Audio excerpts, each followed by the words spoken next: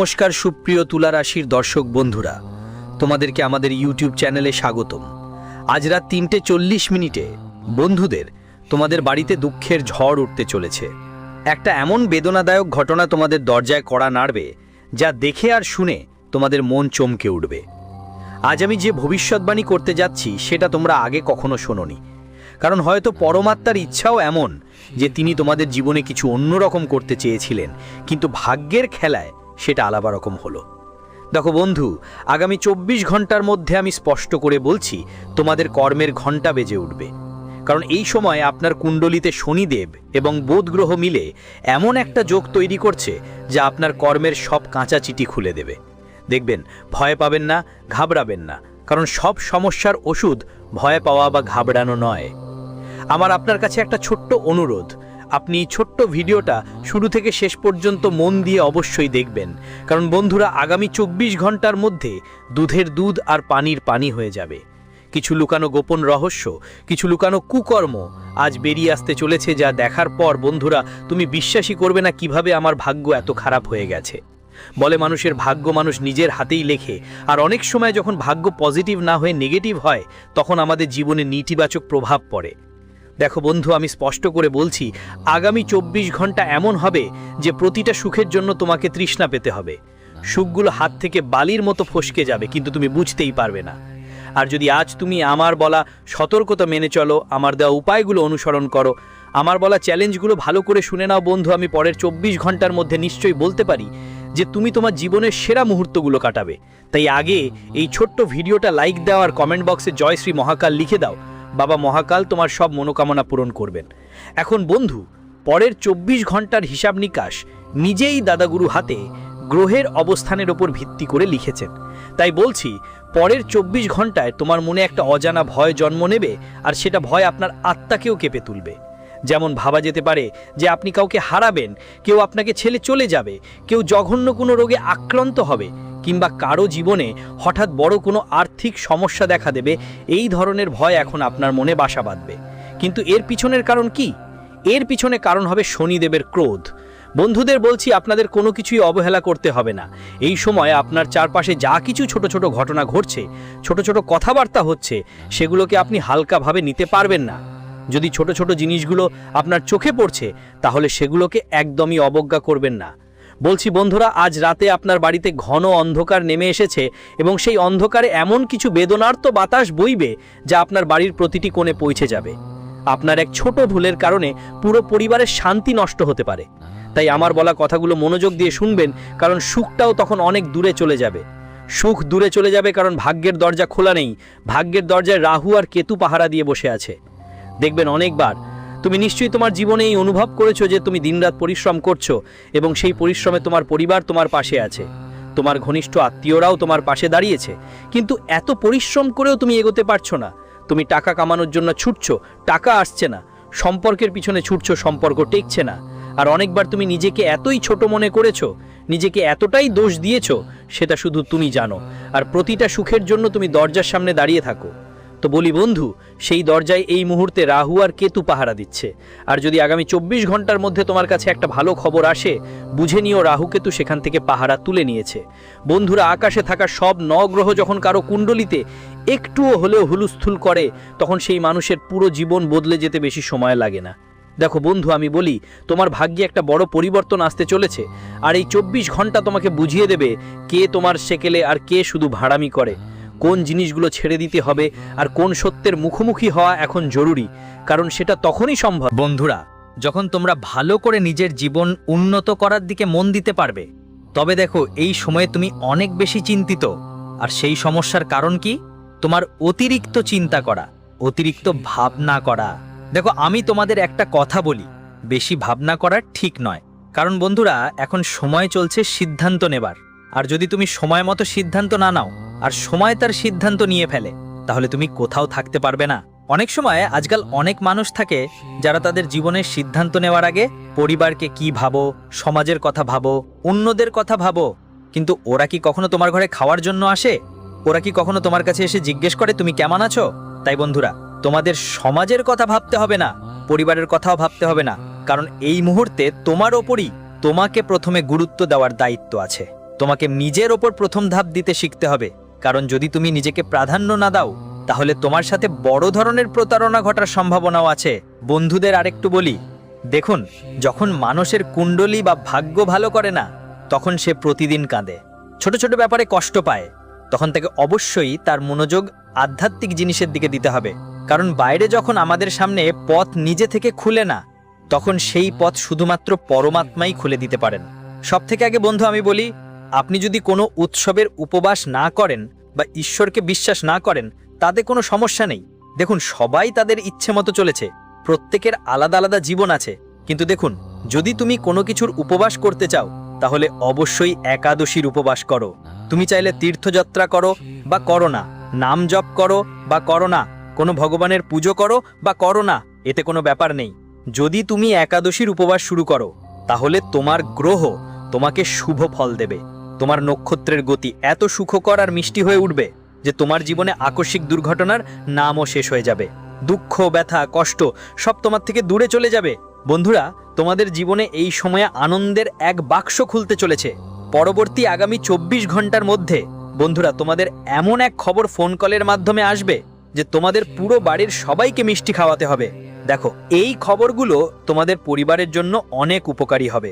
তোমার বাড়ির যে সন্তান আছে, গত 2-3 বছরে যেটুকু পরিশ্রম করেছে, পড়াশোনা করেছে, মন দিয়ে কোনো চাকরির প্রস্তুতি নিয়েছে, তার জন্য এই খবরগুলো খুবই ভালো হবে। আজ তার ফলাফল আপনার পরিবারের পক্ষে আসবে আর মা বাবা খুব খুশি হবেন নিজের সন্তানের সেই সাফল্য দেখে। আর শিশুটোর চোখেও আনন্দের অশ্রু ঝরে পড়বে নিজের ফলাফল দেখে। কারণ দেখুন বন্ধুরা, ঈশ্বর কখনো কাউকে বিরক্ত করেন না। বলে ঈশ্বরের ঘোড়া অনেক থাকে কিন্তু অন্ধকার থাকে না। হ্যাঁ বন্ধুরা, যদি আপনি সত্যি মন থেকে, সত্যি ভক্তি নিয়ে, কারোর ক্ষতি না চেয়ে নিজের সঙ্গে প্রতিজ্ঞা করতেন যে আমি সফল হব এবং সম্পূর্ণ সততার সঙ্গে পরিশ্রম করব, তাহলে ঈশ্বর তার সততা অবশ্যই খেয়াল রাখেন।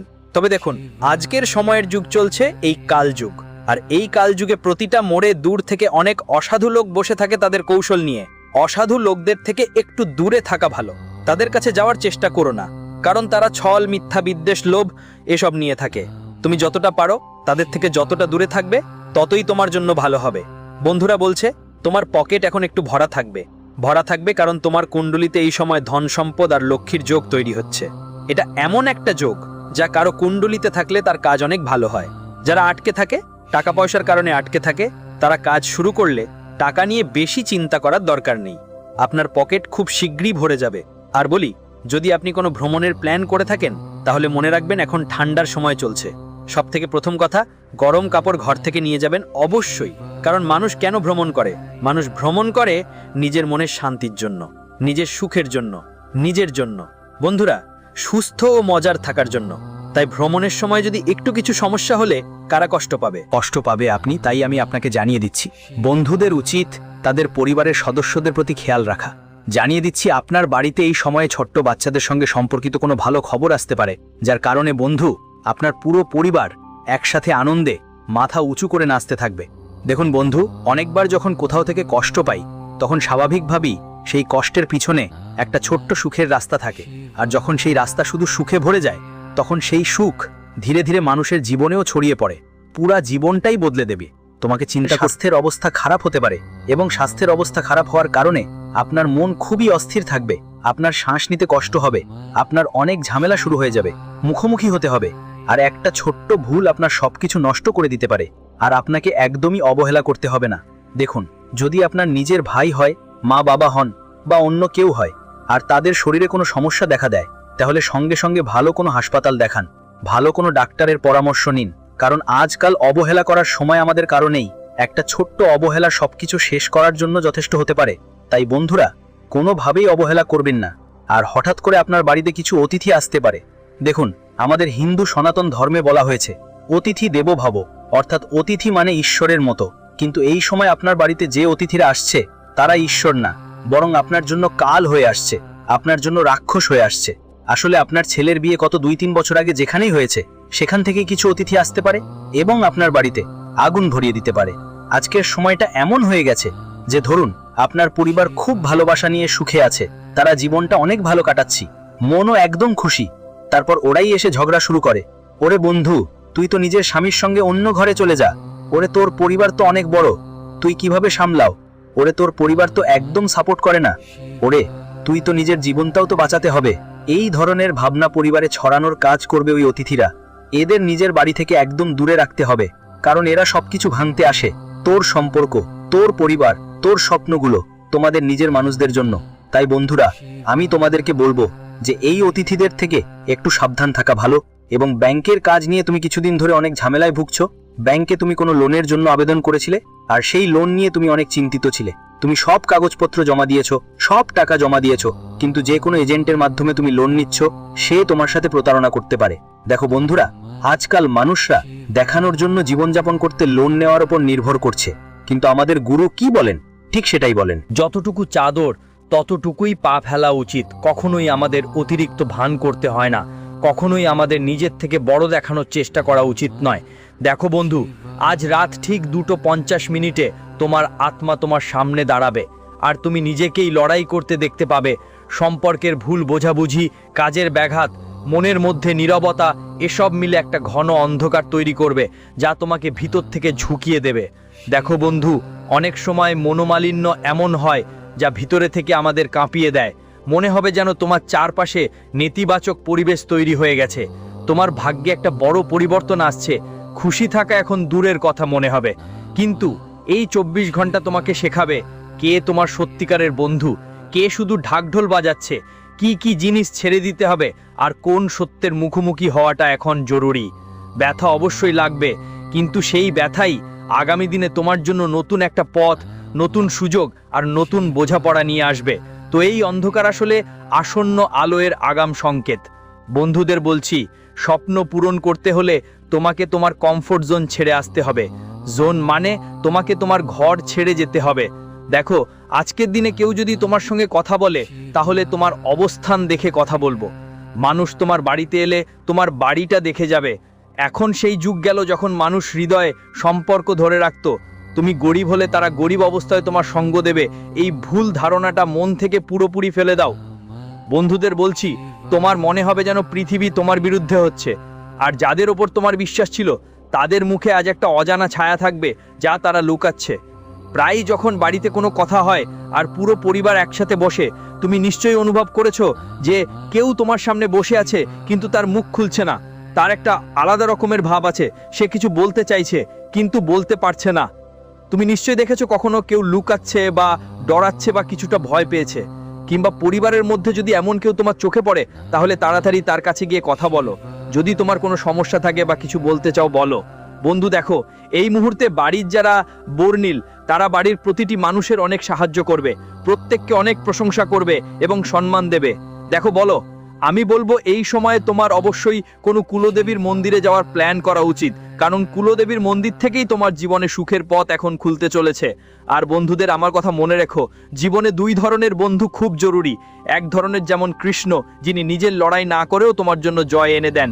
আরেক ধরনের যেমন কর্ণ, যিনি সামনে হারলেও কখনো চেষ্টা ছাড়েন না। কারণ বন্ধুদের দেখো, এক বন্ধু হলো জ্ঞানের সমুদ্র, যিনি পথ দেখান, আর একজন হলো বিশ্বস্ততার উদাহরণ, যিনি যে কোনো পরিস্থিতিতেই সঙ্গে থাকেন। তাই যখন প্রশ্ন আসে, তখন কঠিন কাজগুলো সহজ হয়ে যায়। আর যদি কর্ণের মতো বন্ধু থাকে, তখন একাকিত্ব ও সম্মানের মতো মনে হয়। ভগবান শ্রীকৃষ্ণের বন্ধু আমাদের শেখায় যে বন্ধু সেই নয় যে সবসময় ঝগড়া করে। আজকাল মানুষ বন্ধুতাকে অনেক গুরুত্ব দেয়, কিন্তু বন্ধুত্বের আসল অর্থ বোঝে না। কেউ কেউ ভুল কাজেও সঙ্গ দেয়, আরে আমার বন্ধু এটা করছে, আমাকেও করতে হবে। এটা তো বড় বড় শহর, যেখানে বাইরে ছেলেমেয়েরা পড়তে যায়।